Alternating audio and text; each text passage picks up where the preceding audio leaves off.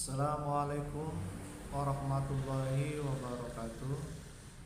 Selamat berjumpa kembali siswa-siswi Madrasah Tsanawiyah Nurul Falah kelas 7. Hari ini kita lanjutkan mata pelajaran Al-Quran Hadis.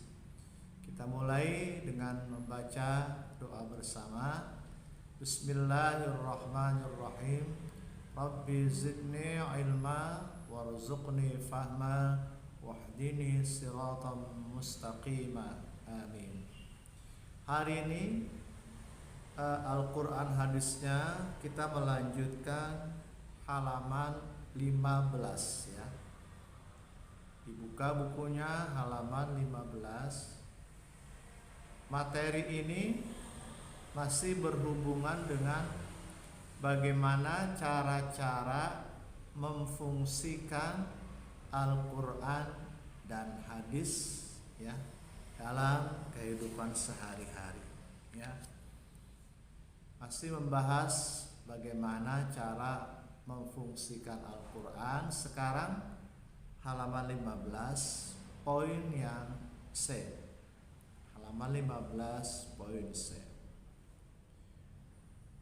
Jadi memfungsikan Al-Quran dan hadis dalam kehidupan sehari-hari, yaitu yang C, menjadikan Al-Quran dan hadis sebagai pedoman dalam kehidupan bermasyarakat.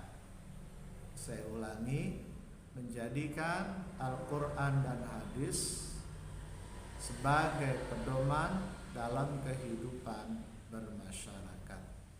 Jadi ketika kita hidup di tengah-tengah masyarakat ya, kalian di lingkungan masyarakat, itu cara hidup bermasyarakat kita juga harus berpedoman kepada Al-Quran. Bagaimana atau di antara contohnya apa? Ketika bermasyarakat kita harus berpedoman kepada Al-Quran dan hadis. Sebagai contoh, halaman 15 ada firman Allah di surat Al-Maidah ayat 2 yang berbunyi, wa ta'awanu 'alal birri wat taqwa wala ta'awanu 'alal itsmi wal udwan. Wa ta'awanu, dan saling tolong menolonglah kalian, 'alal birri wat taqwa, dalam hal kebaikan dan takwa. Wala ta'awanu, dan jangan kalian tolong menolong, 'alal itsmi, dalam hal berbuat dosa, wal udwan, dan permusuhan. Kemudian wattaqullah, bertakwalah kepada Allah, innallaha syadidul iqab, sesungguhnya Allah syadidu, sangat berat ya, iqab, siksanya. Nah, mana yang dimaksud dengan ayat ini? Cara kita dalam bermasyarakat harus berpedoman kepada Al-Quran. Di ayat ini caranya dalam bermasyarakat, kita hidup bermasyarakat melalui ayat tadi. Al-Quran memberi pedoman kepada kita bahwa dalam masyarakat kita harus hidup saling tolong menolong dalam kebaikan ya. Jadi dalam bermasyarakat, pedoman Al-Quran, kita harus saling tolong menolong dalam kebaikan, bukan saling tolong menolong dalam kejahatan, dalam perbuatan dosa, dalam perbuatan yang diharamkan. Itu di antara contoh bagaimana Al-Quran kita jadikan sebagai pedoman dalam kehidupan bermasyarakat, ya. Kemudian halaman 16 bagian atas, ya. Kalau kita bermasyarakat, kita harus bisa menimbulkan rasa aman bagi orang-orang di sekitar kita. Kemudian kita juga harus berbuat baik kepada masyarakat, berbuat baik kepada banyak orang di tengah masyarakat, berbuat baik menolong anak yatim, berbuat baik kepada tetangga, berbuat baik kepada orang tua. Nah, itu ada di surat An-Nisa ayat 36, ya. Wa'budullaha wa la tusyriku bihi syai'a wa bil walidaini ihsana, dan seterusnya. Maksudnya ayat itu adalah agar kita berbuat baik di masyarakat untuk semua orang, baik tetangga, baik orang tua, baik kerabat kita. Itu perintahnya, ya. Itu yang C, menjadikan Al-Quran sebagai pedoman dalam kehidupan bermasyarakat.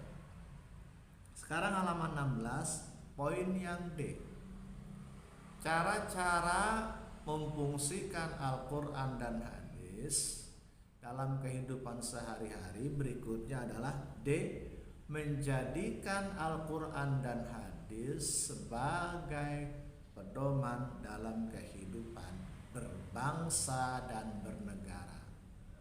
Jadi ketika kita menjadi warga negara, maka pedoman kita juga Al-Quran. Misalkan sekarang kita sebagai warga negara Indonesia, sebagai bangsa Indonesia. Nah, jadikan Al-Quran sebagai pedoman hidup kita ketika kita menjadi warga negara Indonesia, menjadi bagian bangsa Indonesia. Contohnya bagaimana caranya? Ada di halaman 16, ya. Ada ayat surat Al-Imran ayat 159 yang berbunyi wasyawirhum fil amri fa idza azamta fatawakkal 'alallah innallaha yuhibbul mutawakkilin. Wasyawirhum fil amri, dan bermusyawarahlah mereka dalam urusan itu. Bermusyawarah, syawirhum fil amri, bermusyawarah. Jadi maksudnya ketika kita berbangsa, ketika kita menjadi warga negara, maka Al-Quran memberikan pedoman kita. Kita hendaknya dalam menyelesaikan permasalahan kita dalam berbangsa, bernegara, kita lakukan dengan cara musyawarah. Nah, itu pedomannya ketika berbangsa, bernegara, menghadapi persoalan.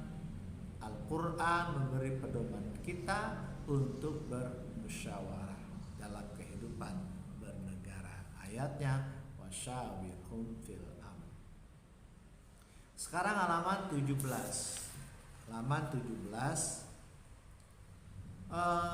pembahasan kita masih ingat ya kalian, bagaimana cara memfungsikan Al-Quran dan hadis dalam kehidupan. Sekarang halaman 17, menjadikan Al-Quran dan hadis sebagai pedoman dalam kehidupan. Bagaimana nih menerapkannya? Menjadikan Al-Quran dan hadis sebagai hakim dalam menyelesaikan masalah. Jadi Al-Quran harus menjadi pedoman kita dalam menyelesaikan setiap masalah. Kita punya persoalan apa, punya masalah apa, maka pedoman untuk menyelesaikan masalah itu adalah Al-Quran. Ya, makanya menjadikan Al-Quran dan hadis sebagai pedoman dalam, sebagai hakim dalam menghadapi, menyelesaikan masalah. Ya. Contohnya itu ada ayat yang berbunyi dalam surat An-Nisa ayat 128, wasulhu khair, dan perdamaian itu lebih baik. Ya. Ini contoh. Jadi kita kalau punya masalah, kita selesaikan dengan cara-cara damai. Wasulhu khair, bahwa perdamaian itu lebih baik, ya.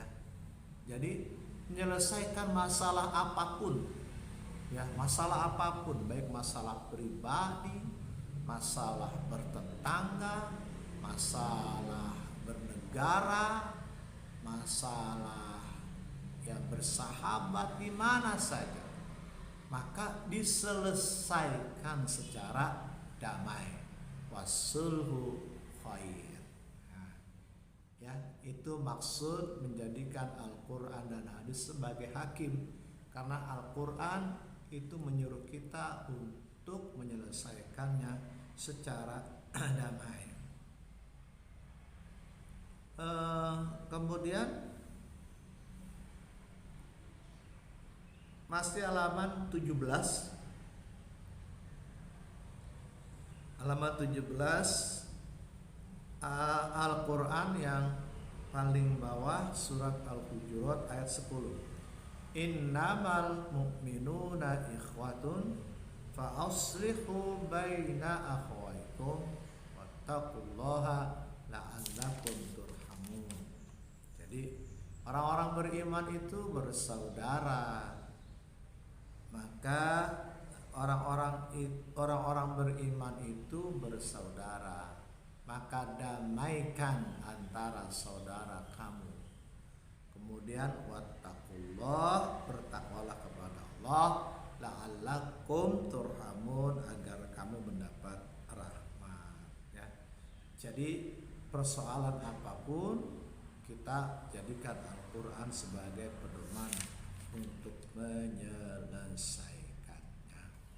Ya, saya rasa cukup uraian saya hari ini mengenai menjelaskan atau memberi contoh-contoh bagaimana menjadikan Al-Quran dan hadis sebagai bagaimana cara-cara memfungsikan Al-Quran dan hadis dalam kehidupan sehari-hari.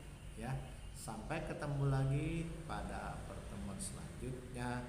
Terima kasih. Wassalamualaikum warahmatullahi wabarakatuh.